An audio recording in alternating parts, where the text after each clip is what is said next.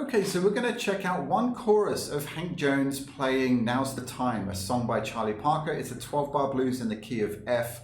Hank Jones is one of the grand masters of jazz piano.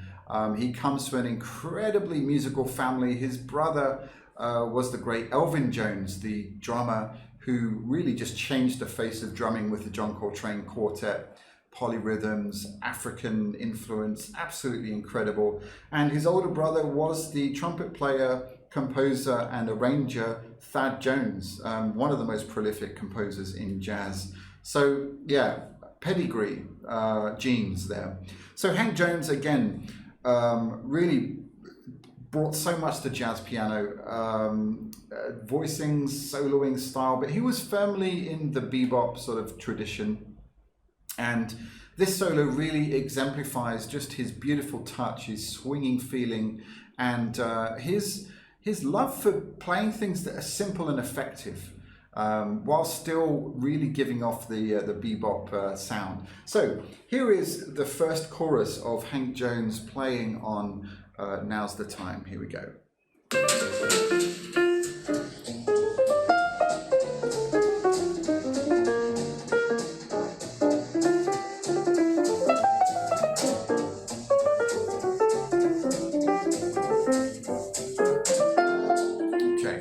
So that's one chorus. We're just going to check out the first chorus there, but you can feel free to do the rest. I've transcribed a couple of choruses, so I'll give you the entire score at the end, and you can analyze it yourself. But let's just take a look at the first lead into the first bar. So he plays like a triplet, a double triplet sort of figure. And it helps if I play the right notes. There we go. So this is really establishing just F7, and he doesn't even play the 7th, but he kind of really highlights the 3rd there in the first beat of the first bar, and going down to the tonic in a really kind of nice, strong, bold statement. B flat 7, he delays. We've got some rest there, we've got some space, and then he plays this beautiful line. Very clever, starting on the 7th of B flat 7, but then passing through what I think is really an F7, setting up that landing for when the chord changes to F7 and landing on the 7th.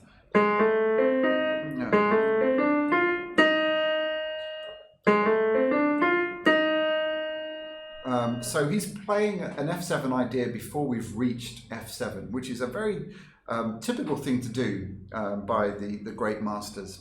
Then he launches into this beautiful chromatic line.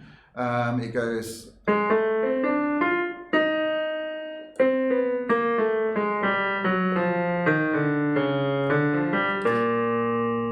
So a beautiful long chromatic line. So we've got B natural, B, A flat, G, F sharp, F, E flat, D, and then this is really an approach tone to the 3rd of B flat 7, and again he's getting there a little bit early, but setting up that really strong octave that he plays in the next bar.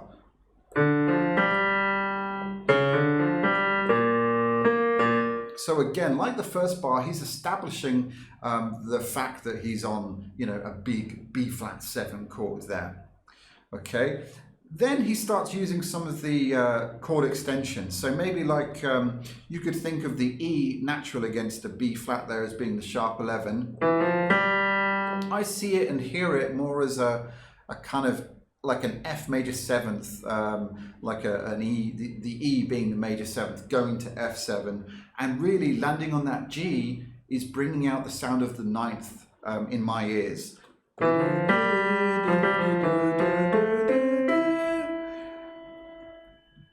Which is straight up like an F major 7 arpeggio, and yet the chord is F7. So the masters, they did this thing all the time. They broke the rules. So we've got the chord symbol F7, but yet he's playing E natural. Shouldn't work, but it does, and it's beautiful. So then setting up the 2/5 going to G minor, we've got this lovely little chromatic line again. You could think of it as starting on the 7th of A minor.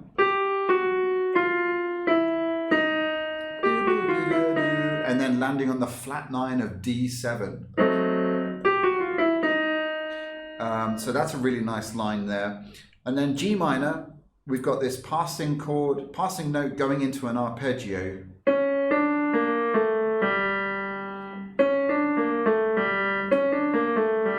And then C7, we are back on the F sharp, sharp 11.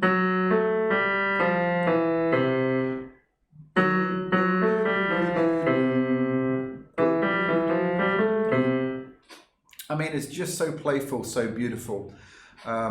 What makes this really impressive is that it has this natural flow. Each idea flows into the next, and that's really the secret. To me, this is a conversational jazz solo that highlights the chords. It's swinging, it's interesting, it breaks the rules. You know, it's got everything I love about jazz in 12 measly bars. It's absolutely beautiful. So there's a very short kind of analysis of it. I want you to maybe listen to the rest of the solo, try and analyze it. It gets a little bit deeper into bebop sort of stuff in the second chorus. But yeah, just a great solo. Learn to sing the whole thing. Slow it down on YouTube and learn to internalize the solo. Sing it, learn to play it. Only use the score as a sort of a reference, you know, to make sure you are playing the right notes. I would really use your ears yourself and transcribe it yourself. And then the score is useful to analyze, you know, the transcription afterwards. So I hope that's been useful. And I'd love to hear you guys play this. You know, if you want to send me an email with the video of you playing it, I'd happily take a listen and give you some advice if you need it. Or give you a big old pat on the back, because I'm sure you guys will sound great. Anyway, let's check it out. Let's go on to the next video when you're ready.